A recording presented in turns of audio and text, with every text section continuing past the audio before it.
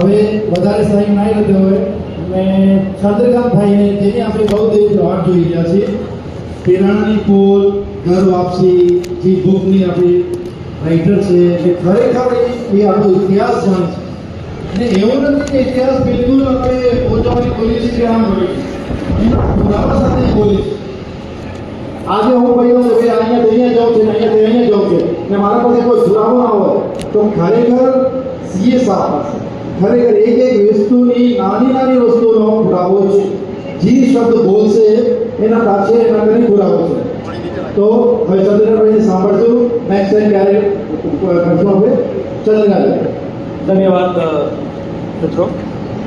સંબોધનમાં નથી જતો વલ્લભ કૃષ્ણજી, તમારી અનુમતિથી સિમ્પલ સરળ ભાષામાં મારી વાત મૂકવાનો પ્રયાસ કરું છું. વિચારતા કરો કે આજથી 100 વર્ષ પહેલા તમારી માટે, મારી માટે, આપણી નાત માટે એમ કહેવાતું કે કણબી પશુના માનવી, કણબી પશુના માનવી. શા માટે કહેવાતું હશે અને શું પરિસ્થિતિ હશે કે આવું આપણને આવી ઓળખ થઈ? આપણી ખૂબ દયનીય, ખૂબ ખરાબ પરિસ્થિતિ. આ મારા શબ્દો નથી, આપણા ઇતિહાસમાં વડીલો લખી ગયા છે, એમના ભાષણોમાં કહી ગયા છે. અને આજે આપણે ક્યાં છીએ? આજે આપણે સમૃદ્ધિની આગળની હરોળમાં જે જ્ઞાતિઓ છે એમાં ક્યાંક આપણે આગળ છીએ. તો આ સુધારો થયો હોય ને, આજે સી ફાળ જેવો સુધારો થયો હોય ને, તો એમાં ક્યાંક ને ક્યાંક અથવા મુખ્યતઃ ભગવાન લક્ષ્મીનારાયણ છે.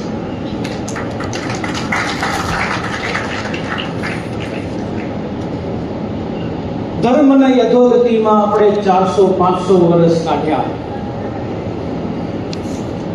કેમ આપણે ફસાયા? એક માણસ વિદેશથી આવ્યો, ઈરાનથી આવ્યો, ઇમામ શાહ, અને આપણી આવડી મોટી સંખ્યાને બેવકૂફ બનાવી ગયો, ભરમાવી ગયો, ભટકાવી ગયો, ધર્મ પરિવર્તન કરી ગયો, જે ગયો ઈ.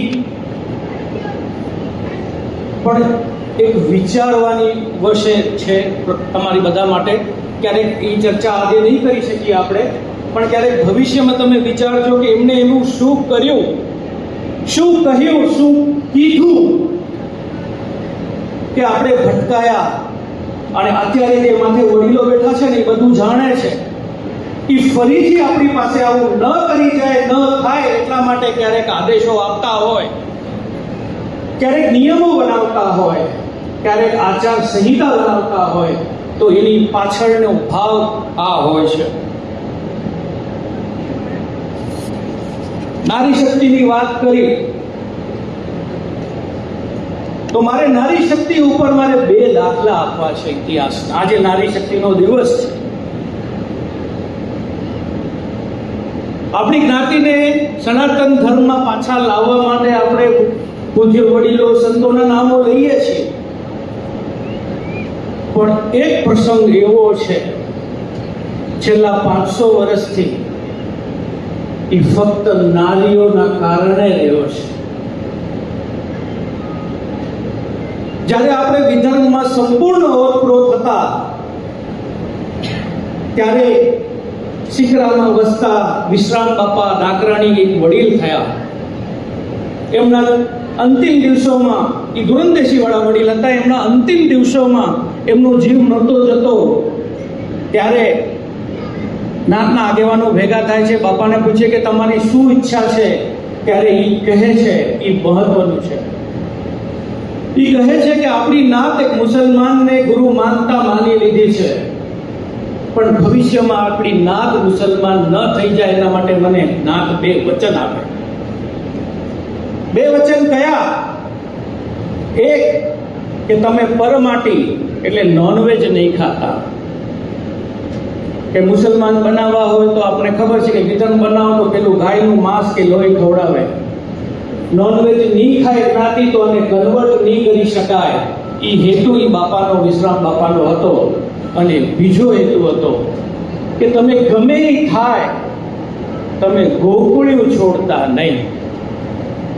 એટલે આ નારી શક્તિ જે અહીંયા બેઠી છે એમને વંદન છે, એમને ધન્યવાદ છે કે ઈ વિશ્રામ બાપા નાકરાણીને જે વચન આપ્યું ને એ વચન આજ દિવસ સુધી પાળ્યું છે.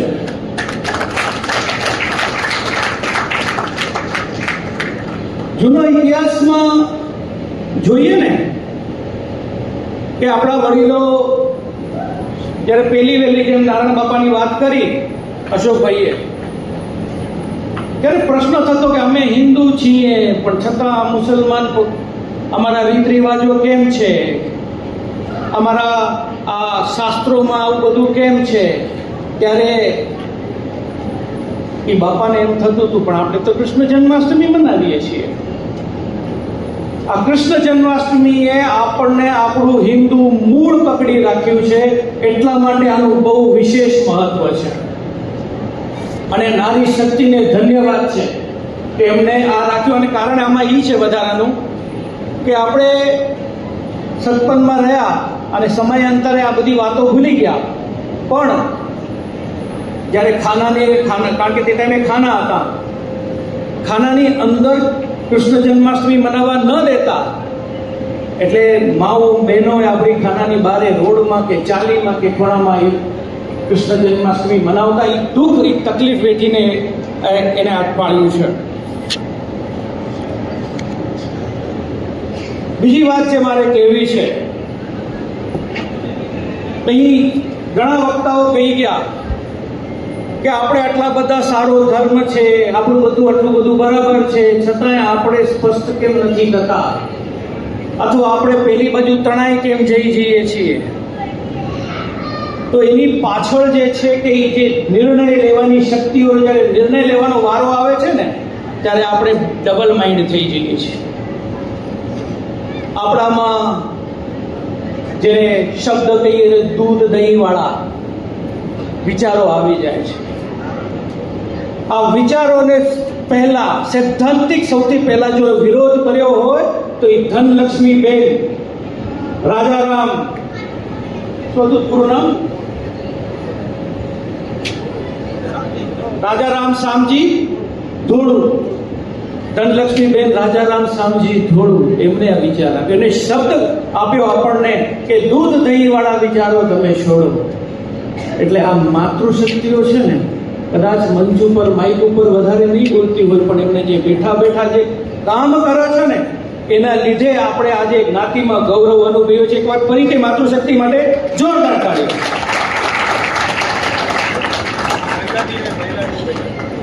મહિલા દિવસ છે એટલે મને યાદ અપાવ્યું, એટલે મેં કહ્યું ચલો આ ત્યાંથી શરૂ કરું મારી વાતો.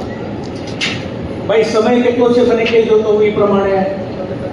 હા, એટલે આપણે સમયનું માન આપીએ.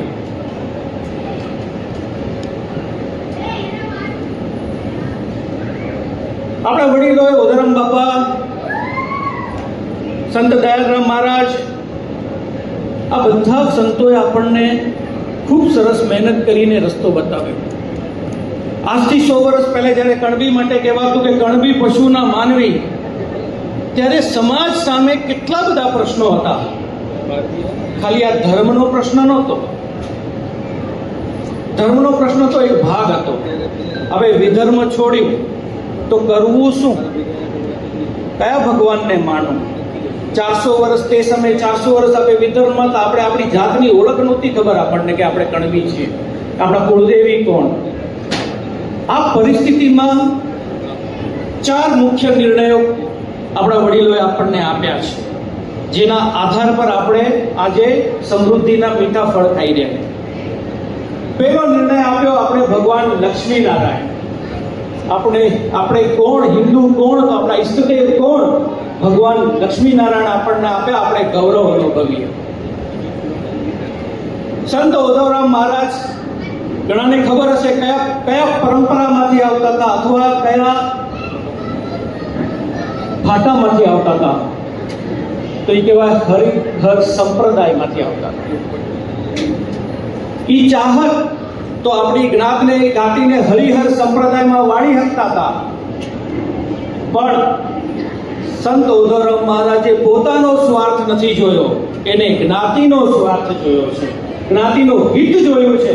એને કીધું કે જો હું કોઈ આને સંપ્રદાય કે પરંપરામાં વાળીશ ને તો કાલે આના માટે વળી એક ગુરુ બનીને બેસી જશે, કોઈ બાવો બનીને બેસી જશે અને વળી આ જ્ઞાતિને ભવિષ્યમાં રવાડે ચડાવી દેશે તો શું થશે? માંડ 400 વર્ષથી તો આ કાંક છૂટ્યું છે. એટલે ભગવાન લક્ષ્મીનારાયણ આપણે ઈષ્ટદેવ આપ્યા. આ ભગવાન લક્ષ્મીનારાયણ કઈ સંપ્રદાય નથી, આ સ્પષ્ટ મગજમાં રાખજો. આપણો ધર્મ છે સનાતન ધર્મ, અને ભગવાન લક્ષ્મીનારાયણ આપણા ઈષ્ટદેવ છે. આપણે કોઈ સંપ્રદાય વાળામાં નથી, આપણે સનાતન ધર્મના મૂળમાં છીએ. અને આપણા સાથે જે કોઈ બી આપણને વાળા કે પંથમાં વાળતાવાની પ્રયત્ન કરતા હોય તો તમે સમજો આપણે એને ન કરવા દેવા જોઈએ. આપણે હિન્દુ તરીકે ગૌરવ અપાયું, એના પછી આપણે કોણ? આપણી ઓળખ માટે ઉમિયા માતાજી વાંઢાએ આપણને મંદિર સ્થાપન કર્યું, બીજું કામ કર્યું, ત્રીજું કામ કર્યું આપણે માટે કે આપણે સંગઠિત કર્યા. ગેઢેરાનું રાજ હતું. જે ગામનો કે જે વિસ્તારનો ગેઢેરાના મોઢામાં જે નીકળ્યું ને એ જ સાચું. જિસકી લાઠી ઉસકી ભેંસ. અને એ બધા સરપંચના ગેઢેરાઓ હતા.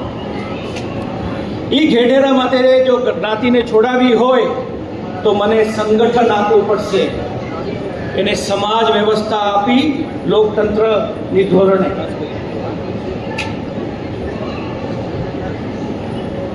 આ હતું ત્રીજું કામ.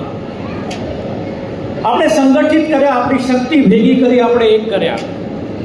અને જેના માટે જે પદ્ધતિથી આજે આપણે ભેગા થયા છીએ. અને ચોથું કામ કર્યું આપણે શિક્ષણ આપ્યું. અક્ષર જ્ઞાન હશે તો આ બધી વસ્તુ સમજી શકશે, વાંચી શકશે. આ 4 વસ્તુના ઉપર આપણી જ્ઞાતિનો પાયો છે, સમૃદ્ધિનો પાયો.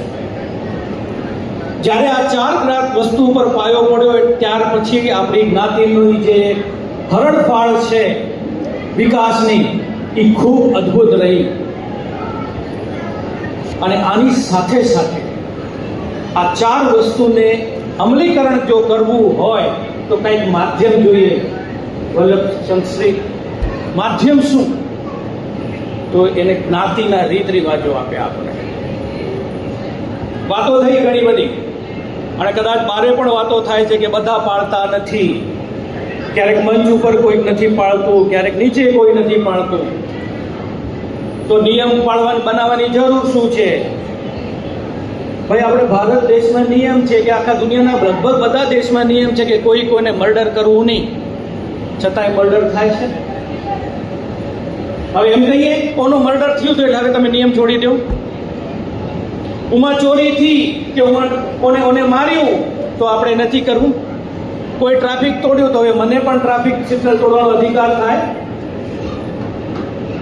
પણ આવી વાતોથી લોકોને આપણને થોડી વાર માટે ભરમાવી જરૂર દે. વિચારોની સ્પષ્ટતા ન હોય એટલે આપણે ભરમાઈ જઈએ કે સાચી વાત છે. મંચ ઉપર બેઠા ને એ નથી પાડતો તો મને પાડવાની જરૂર નથી. મંચ ઉપર કાંઈ બધા નથી પાડતા એવું નથી. એકાદો કોઈ અપવાદ હોય, એકાદો કંઈ એની ઘરની પરિસ્થિતિ હોય, એ ચાહીને પણ એને કદાચ ન પાડી શકતો હોય પરિસ્થિતિને કારણે. હું એનો કોઈનો બચાવ કરવા નથી કહેવા માંગતો, પણ આપણે આપણી નૈતિક ફરજ હોવી જોઈએ કે બીજા જે કરતા હોય એ મારી તો ફરજ છે. મારે તો આ સંત ઉદારામ મહારાજનો હું વારસદાર છું, એના વિચારોનો, તો મારી તો ફરજ છે, હું તો પાડું. આપણે આ સ્પષ્ટતા હોવી જોઈએ છે. હવે એક મહત્વની વાત કે ઉદારામ મહારાજ, દયાલરામ મહારાજ વડીલોએ આપણને સ્પષ્ટતા આપી. આપણો આખો સમાજ આજે લગભગ 95% સમાજ સનાતનમાં આવી ગયો સતપથ જોડીને. પછી તો એવું શું થયું છેલ્લા મારા ખ્યાલથી 1985 પછી કે આ પ્રવાહ રૂકી ગયો, ક્યાંક ઊંધો પણ પ્રવાહ થયો. એવું તો શું થયું? અને આપણે એ 85 સુધી પરિસ્થિતિ એવી હતી કે સનાતની ક્યાંક ઊભા હોય ને તો પેલા વાળા હે ને પા કઢાવતા, સાઈડમાં હાલ્યા જતા કે આ સનાતની વાળા ને એ બરોબર મને જવાબ નહીં દઈ શકું. પણ આજે એને શું રમત કરી સંતરી આપણે એ સમજવાની જરૂર છે એને રમત એ કરી કે સતપંથ પણ સનાતન ધર્મ છે, અમારા શાસ્ત્રો પણ વેદ આધારિત છે, અમે એકતા સંગઠન વાળા છીએ, અમે બધાને ભેગા રાખવામાં માનવા વાળા છીએ. આ આદર્શવાદી વાતોનો કોઈ વિરોધ કરી શકાય? તમે ન કરી શકો વિરોધ, પણ આ આદર્શવાદી વાતની પાછળની રમત આપણે ઓળખી ન શક્યા. આવડા વર્ષો થયા. દૈવી કૃપાથી, માતા ભાગ્યલક્ષ્મીને આપણી કૃપા થઈ કે આપણે 2010માં જાગ્યા. ધીરે ધીરે આમાં સંશોધન થયું અને ત્યારે ખબર પડી કે ભાઈ આ તો આદર્શવાદી વાતોની પાછલા બારણે આપણી સમાજમાં ઘૂસવાના પ્રયત્નો છે. એમાં એ મહદ અંશે સફળ પણ થયા હતા. વિચાર કરો તો એક વખત આપણે એને સ્વીકારી લઈએ કે ભાઈ સત્પંથને આપણે આપણા સમાજમાં સભ્ય સ્વીકારી લઈએ, આપણે એને પંથને પણ સ્વીકૃત કરીએ, તો આજે વલ્લભ કૃષ્ણજી આપણી સાથે બેઠા છે, કાલે સત્પંથના સાધુ બેઠા હોય. અહીંયા મંચ ઉપરથી સત્પંથ ધર્મની જય, ઈમામસાની જય, નિષ્કલંકની જય થત તો તમે એને હું રોકી નથી શકતા. આ વાત કાલ્પનિક નથી, આ વાત કાલ્પનિક નથી. આપણે કણબી ને ભોળા કહેવાય ને, કણબી સમાજ આપણી ભોળી જ્ઞાતિ. લોહાણા તો છત્રી જ્ઞાતિ કહેવાય ને, લોહાણા પણ આ સતપથમાં આ જ રણનીતિથી બેવકૂફ બની ગયા અને આજે એ ખોજા મુસલમાન બની ગયા. એમના દુર્ભાગ્ય કયો કે એમની માં કોઈ એવા વ્યક્તિ ના આવ્યા, કોઈ સંત ના આવ્યા, કોઈ આગેવાન ના આવ્યા કે એને આ રમત સમજાવી શક્યા કે આ સનાતન ભાગે નામથી જે થાય એનાથી આંધળા ના બને. કારણ કે તમે જો ઊંડો અભ્યાસ કરવા માંડશો ને તો તમને શાસ્ત્ર એવા ચોપડી મળશે કે ઇસ્લામ પણ સનાતન છે. આર્ગ્યુમેન્ટમાં તમને ઇસ્લામ પણ સનાતન દેખાશે, પણ એ આર્ગ્યુમેન્ટમાં ફસાશો નહીં. એક ખૂબ સરસ લડાઈના મેદાનમાં જ્યારે રણનીતિની ચર્ચા થતી હોય ત્યારે એક ઇંગ્લિશ સૂત્ર છે, when you cannot convince them, confuse them. જ્યારે સનાતનીને તમે કન્વિન્સ નથી કરી શકતા કે તમે અમારા ભેગા જોડાઓ, ત્યારે એને કન્ફ્યુઝ કરી નાખો, એને ગૂંચવણમાં નાખી દો, એને મૂંઝવણમાં નાખી દો. એટલે એ થોડી વખત માટે ભાગો થઈ જાય, એને કયો રસ્તો સારો કયો સાચો એ ખબર જ ના પડે. અને પછી તમે જે દોરો ને, આવા જેવા તમે નહીં પણ તમારા જેવા કદાચ બીજા કોઈ હોય નબળા, એ તમને દોરી જાય. એટલે આજે છે ને કન્ફ્યુઝનનું ક્લાઉડ ઓફ કન્ફ્યુઝન કહેવાય. આ કન્ફ્યુઝનનું ક્લાઉડ છે ને, તમે સંશ્રી તમારી વાતમાં વિનંતી મારી કે તમે સરસ રીતે લેજો, કારણ કે સમય ઘણું થાય છે. હા, જરા આગળ લઉં, એક દાખલો દઉં. ચલો આ વાડી કે છે, એક દાખલો દઉં. કદાચ તમે સાંભળ્યું હશે કે અમારા પંથમાં તો સવારના ઉઠીને ફૂલ તોડવાની મનાઈ છે, નીલું ઝાડનું પાંદડું તોડવાની મનાઈ છે. અમારો તો કેટલો ઊંચો વિચાર છે અમારા પંથનો. સાચી વાત લાગે ને પહેલી નજરે? હવે જરા વિચાર કરો, સવારમાં ઉઠીને ભગવાનની પૂજા કરો તો તમે શું ખપે? ફૂલ, તુલસી, બીલીપત્ર. તમને તમારા ભગવાનની પૂજાથી મને રોકવા હોય તો મેં આદર્શવાદી વાત કેવી સરસ તમારા મગજમાં ગાલી દીધી. તમને તમારા જ ભગવાનની પૂજાથી મેં કરવાથી રોકી દીધા. આ છે ક્લાઉડ ઓફ કન્ફ્યુઝન. આની વાત ક્યારેક આપણે બીજી લાંબી રીતે કરશું, પણ તમે થોડી વાત મગજમાં રાખજો. કારણ કે જે પ્રયત્ન અહીંયા થઈ રહ્યા આપણે, જે બળતરા અહીંયા છે, અને અત્યારની જે આ સમયની જે સમસ્યા છે એ ક્લાઉડ ઓફ કન્ફ્યુઝન દૂર કરવાની આ પીડાઓ છે. આજે બધા બેઠા છે ને, જેથી આ ક્લાઉડ, આ કન્ફ્યુઝન, આ મૂંઝવણના વાદળા તમારાના મારા દિમાગમાંથી નીકળી જશે ને, આપે સ્પષ્ટ થઈ જશું. આપણને કોઈને કહેવાની જરૂર નહીં પડે કે તમે સનાતની છો ને તમે સ્પષ્ટ રહ્યો. એ તમને જોઈને પોતે દૂર થઈ જશે.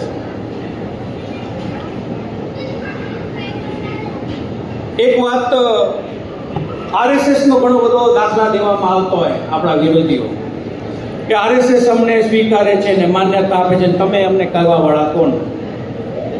લાંબી વાત નથી કરવી, ખાલી એટલું જ તમને કહું તો RSS ના ખુદ મોહન ભાગવતના સ્ટેટમેન્ટ તમે જોયા હશે કે અમે ભારતના મુસલમાનને હિન્દુ માનીએ છીએ.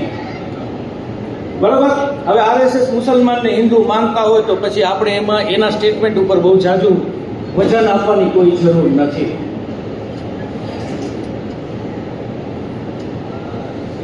એક વાત મારે, ઓપરેશન સિંદૂરમાં પાકિસ્તાન સામે લડાઈ થઈ આપણી,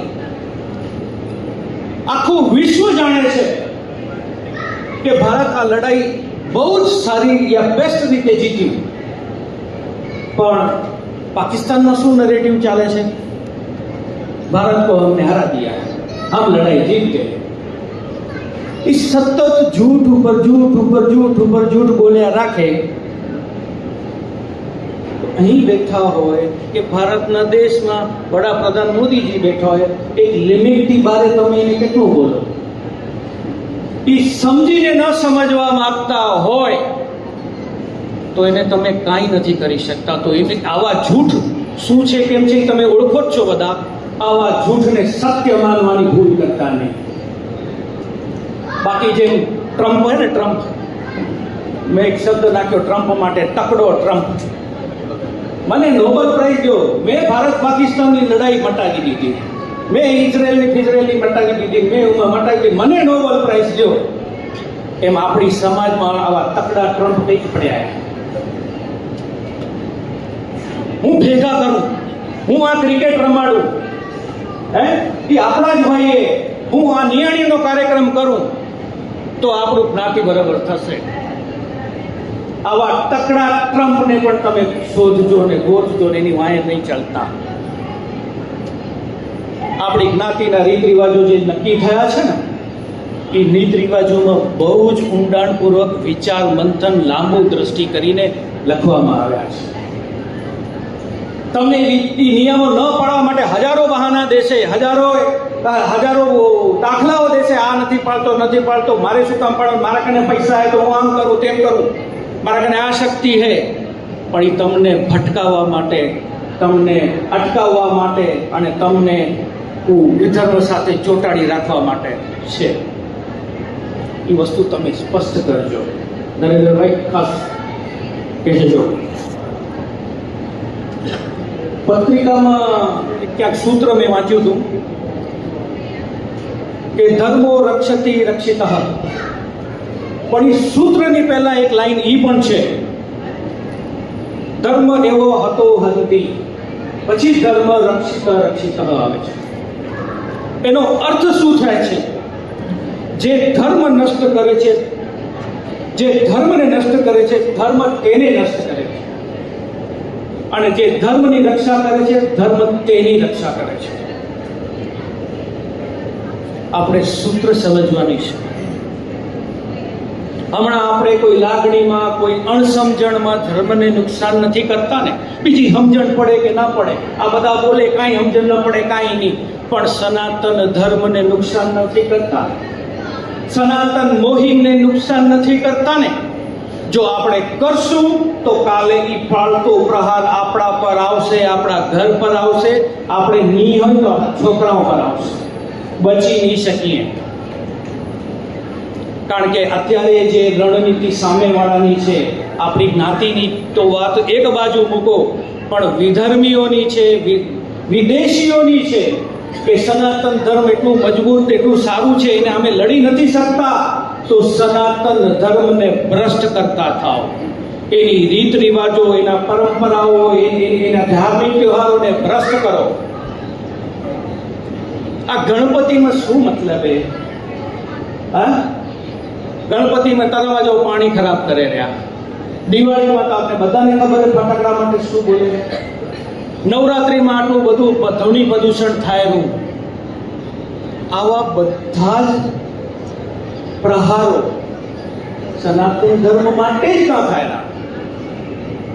કારણ કે સીધી રીતે સનાતન ધર્મનો વિરોધ ન કરી શકતા હો તો એના આચરણો, પરંપરાઓ, એના તહેવારો પર પ્રહાર કરો.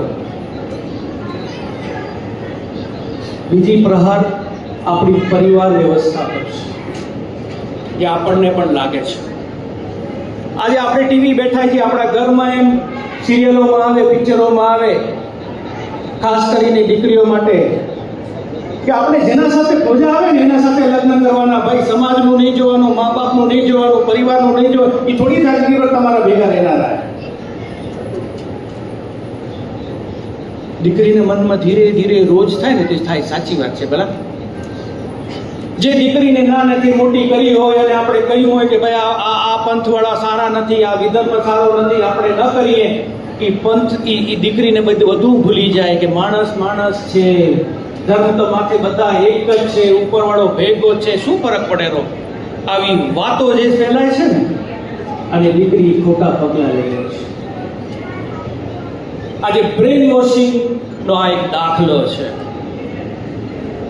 આ બ્રેન વોશિંગ પણ બહુ મોટે પાયે થઈ રહ્યું છે. આપણે એનાથી પણ બચવાની જરૂર છે. હવે આપણી ખારકર સમાજની જો વાત કરું, મેં થોડી આ બધી બહુ જ કદાચ ઘણાને ન ઉતરી હોય મગજમાં, ઘણાને ઉતરી પણ છે, મને માતા અલેરે એમાં ખબર પડેલી. આ પરિસ્થિતિનો સામનો કરવો છે ને અતિ કઠિન છે. કઠિન નથી પણ અતિ કઠિન છે. આમાંથી માર્ગ કાઢવા છે ને એ અશક્ય જેવા માર્ગ છે. પણ ધન્યવાદ છે તમને ખારકરના વડીલોને. આવી મુશ્કેલ પરિસ્થિતિમાં અડગ રહ્યા છે અને આ સમાજ ઊભી થઈ છે. જ્યારે વાત થતી હતી એમના ઘરે કે કેમ કરશું, પેલા આપણો આવો અનુભવ છે, વળી તૂટી જશે તો? કારણ કે આપણા જ ભાઈઓ પેલા આપણા ભેગા નામ લખાવે, હોતા લે, પૈસા લખાવે, ટાણામાંથી બધું અટકાવી દે. આજે જે ટીકા થઈ રહી છે, ટીકા શબ્દ નહીં પણ ટિપ્પણી થઈ રહી છે ખારકરના સમાજ માટે કે આમાં તો 5-7 ઘર છે શું આના કરે? પણ આ રણનીતિનો ભાગ છે, એ સમજવાની જરૂર છે. આ રણનીતિનો ભાગ શું? કે 5-7 ઘર જો મક્કમતાથી રહેશે, સંગઠન રહેશે, દુનિયા ઇધર થી ઉધર થાય, હાથ છોડશે નહીં તો સમાજ તોડીને બતાડો. હોય તમારામાં તાકાત તો સમાજ તોડીને બતાવો. આ રણનીતિ અપનાવી છે. એટલે કોઈ નાનપ નહીં લેતા જ્યારે તમને કોઈ એમ કહે કે ખારકર સમાજમાં તો 7 જણા છે, 8 જણા છે. ધન્યવાદ છે કામોઠી સમાજને કે એની સાથે લક્ષ્મણના જેમ ઊભા છે.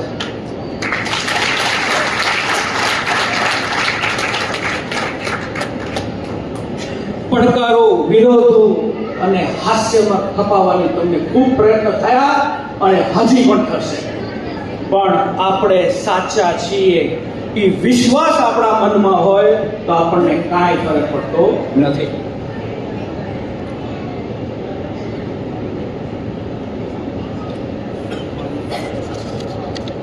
વિખવાદની વાત થાય છે, આ બહુ મહત્વનો એક મુદ્દો છે. કારણ કે આપણા માનસ, આપણા વિચારો છે ને સ્પષ્ટ થવાની જરૂર છે. આક્ષેપ લગાડે છે કે આ તો વિખવાદ કરે છે. કામોઠેવાળા એ વિખવાદમાં તેલ નાખે છે, વિખવાદની આગમાંથી ઘી નાખે છે, પેટ્રોલ નાખે છે, અને અમારા જેવા બધા લાકડા નાખે છે. આ વાત આવે ને એટલે આપણે થોડા મૂંઝાઈ જઈએ. સારું, આપણે બદનામીના ભાગ તો નથી બનતા ને? બ્રેક તો લાગી જાય માણસમાં. ગમે એટલા હોશિયાર ચમરબંધી કાન હોય પણ થોડું 1 સેકન્ડ માટે, થોડી વાર માટે જરૂર થાય. પણ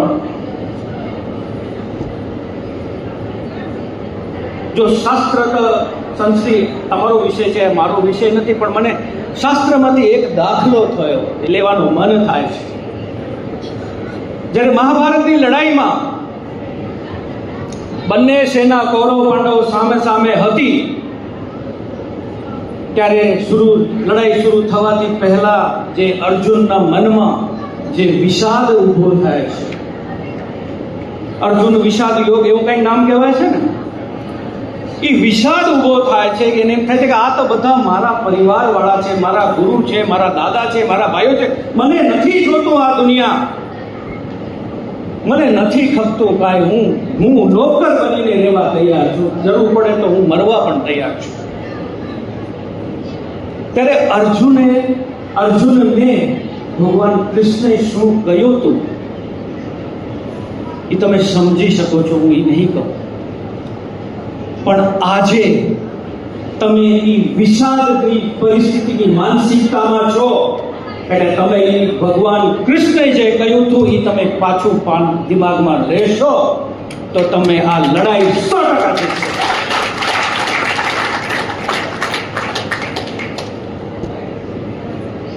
વિખવાદ જરૂરી નથી ખરાબ છે, વિખવાદ સારા માટે પણ કરવો પડે. માતા સીતાને જ્યારે રાવણ ગયો તો એના હવે જંગે રામને ચડવું પડ્યું, તો એને તમે વિખવાદ ન કહી શકો, એ ધર્મની રક્ષા છે. સમસ્ત માનવ જાતને એને ઉદાહરણ પૂરું પાડ્યું છે. એવી જ રીતે મહાભારતમાં જ્યારે દ્રૌપદી સાથે એમનું વસ્ત્રહરણ થતું હતું અને જેના લીધે આખી મહાભારત રચાઈ, એ વિખવાદ પણ ધર્મ માટે હતો. એટલે વિખવાદથી આપણે કોઈ બેકફૂટમાં લેવાની, આજની ટર્મિનોલોજી વાપરું તો બેકફૂટમાં આવવાની જરૂર નથી, આપણે ફ્રન્ટ ફૂટમાં રમવું. એ પાછળ હટવા જોઈએ કે અમારો વિખવાદ છે ને એ સાચો છે, ધર્મ માટે છે.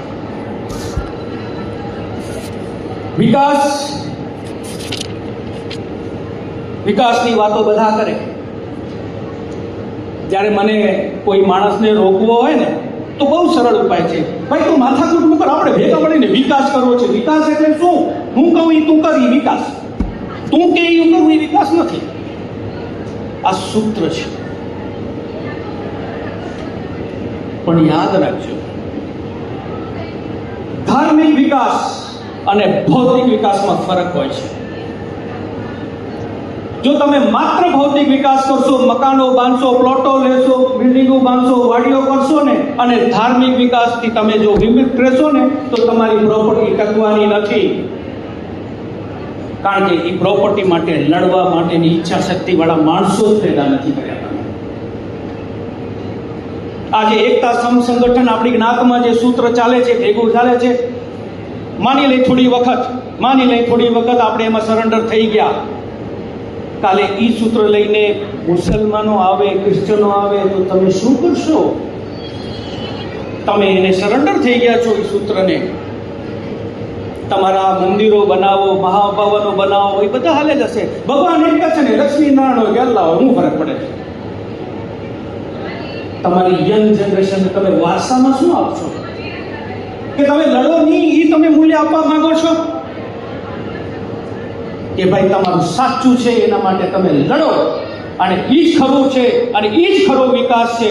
એટલે વિકાસ હોય તો ધાર્મિક વિકાસ પણ ભેગો હોવો જોઈએ અથવા એ પહેલો હોવો જોઈએ. એ વાત આપણે સ્પષ્ટ કરવાની જરૂર છે. સંશ્રી મારી વિનંતી છે કે આપણા પ્રવચનમાં વાત ખાસ તમે લહેજો.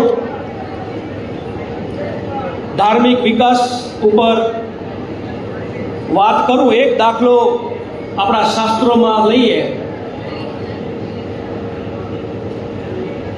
તો દુર્યોધનને રાજા બનાવવા માટે ધૃતરાષ્ટ્ર માટે વિકાસ હતો. એ વિકાસ આપણે બીજા શબ્દોમાં કહીએ તો એના વિકાસ માટે આંધળો હતો. પણ એ વિકાસથી શું થયું? મહાભારત રચાઈ. એટલે ક્યાંક તમને વિકાસ કરે ને તો આવા દાખલાઓ બેચારાને છોડી દેજો. ભલે શબ્દ મારો ન પકડજો પણ મારો ભાવ પકડજો. એટલે વિકાસના નામે તમારા મન ઉપર જ્યારે બ્રેક લગાડતા હોય ને તો તમે એને સ્પષ્ટ કરજો, ભાઈ આવા વિકાસ અમને નથી કરતા. અને એ વિકાસમાં તમે ધૃતરાષ્ટ્ર ન થાઓ, તમે સ્પષ્ટ કહો. રહી વાત મને ઈશારો આવી ગયો છે એટલે હું ફાસ્ટ પૂરું કરું. વાત મેં જે પહેલાં કરી કે કન્ફ્યુઝનનું ક્લાઉડ, ગૂંચવણ કે મૂંઝવણનું વાદળું. અત્યારનો સમય છે ને, આપણે ગૂંચવણ ને મૂંઝવણના વાદળાની વચ્ચે છે આજે જ્ઞાતિ. આ સત્પંથ તો એક બાજુ રહ્યો, પણ આપણી જ્ઞાતિમાં બીજા ઘણા નાના મોટા પંથો, વાડાઓ, સંપ્રદાયો વાળા સતત એનું પીરસી રહ્યા છે અને લોકોને ખેંચી રહ્યા છે. વાત તમે સમજી ગયા હશો, લાંબુ નથી કરતો એટલે, પણ કહેવાનો મારો મતલબ એ છે કે સીધા શબ્દોમાં જો કહું તો આપણે આજકાલ જે બનાવેલા સાઈ માઈ પંથો, વાડાઓ, બાવાઓ, કાલનેમીઓ, તમે જે મને કીધું, કાલનેમીઓથી બચવાની જરૂર છે. તમને ગમે એવી ગમતી વાતો કરશે, તમે જ આ દુનિયાના સર્વશ્રેષ્ઠ ને સારામાં સારા માણસ છો એવો તમને અહેસાસ કરાવશે. તમારા વગર આ કાંઈ જ નથી એવી વાતો થશે. એટલે તમે ફૂલીને થાવ મોટા અને એના સાથે જોડાઓ. એક વખત જોડાયા એટલે કણ બી અહીં આપે, રૂપિયાનો ઢેકલો કરીને જ્યાં ન ખપે ત્યાં પગે પડીએ. વ્યક્તિ પૂજા કરવામાં પણ આપણે પાછા નથી વિચારતા. એ વ્યક્તિ કોણ છે, એનું જ્ઞાન શું છે, એમનું વિદ્યા શું છે, એનો સોર્સ શું છે. આજે આપણે સ્વીકારી તો કાલે આપણે રવાડે તો નહીં ચડાવે ને. એ વિચાર નથી કરતા આપણે. આ બધા વિચારોને ધ્યાનમાં લઈને જ્યારે સમાજ હાલતો હોય તો 100% એમાં ક્યાંક સફળતા એક ભેગી મળે, ક્યાંક ના મળે, ક્યાંક સમય લાગે, ક્યાંક આપણી વાતોનો સંદેશો જતા પણ સામેવાળાને સમય લાગે. પણ જરૂરથી સમાજનો ભાવ છે ને કોઈને તોડવાનો ને કાપવાનો નથી હોતો, પણ સમાજને સાચા રસ્તા પર લાવવાની હોય છે. એટલે મારી આપ સૌને વિનંતી છે કે ઉપર બેઠા લોકોની તમે ટીકા ટિપ્પણી ન કરો. ભૂલ તમે જરૂર બતાડો, પણ ટીકા ટિપ્પણી કરીને ઉતારી ન પાડવો એવી મારી ખાસ વિનંતી છે. થતી હોય ભૂલ. હમણાં થોડા વર્ષો પહેલા કુમારીના નામથી પણ વાડાઓ થયા હતા. મારો ઈશારો છે, તમે સમજી જજો કે આવા બધા વાડાઓથી આપણા યુવાન દીકરા દીકરીઓ ક્યાંક ખોટા રસ્તે ચડે છે. શાસ્ત્રોના નામ બદલે છે, ગુરુઓના નામ બદલે છે, દરગાહોના મંદિર કહેવામાં આવે છે. આ બધી રમતો શું છે? તો તમારી સામે મૂંઝવણના વાદળાઓ વધુ દહન કરવા માટે છે. આપણે આટલું સમજી જઈએ કે આપણે મૂંઝવણના વાદળામાંથી કેમ બહાર નીકળવું, તો બાકી બધી સમસ્યાઓ ધીરે ધીરે ગૌણ થઈ જશે. એના રસ્તા આપણને મળી જશે.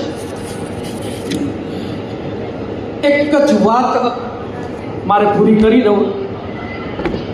તમે બધાએ મહાભારત જાણો છો અથવા સાંભળી છે. આટલી મોટી લડાઈ થઈ, ક્યાંય તમે બલરામ લડ્યા એ દેખાણું? બલરામ શું કામ મહાભારતમાં લડ્યા નથી? એનો કદાચ અભ્યાસ કર્યો? છેલ્લે જ્યારે દુર્યોધન અને ભીમની ગદા યુદ્ધ ચાલતું હતું અને માતા ગાંધારીના પ્રતાપે દુર્યોધનનું આખું શરીર લોખંડનું થઈ ગયું હતું અને એ કોઈ કાળે ભીમ એની સામે લડી શકવાની પરિસ્થિતિમાં નહોતો, ત્યારે ગદા યુદ્ધમાં એમ નિયમ છે કે કમરની નીચે તમારે વાર કરવો નહીં. પણ ભગવાન કૃષ્ણએ ભીમને કહ્યું કે તું કમરની નીચે વાર કર, નહીં તો તું મરી જઈશ, ઉકરીશ નહીં.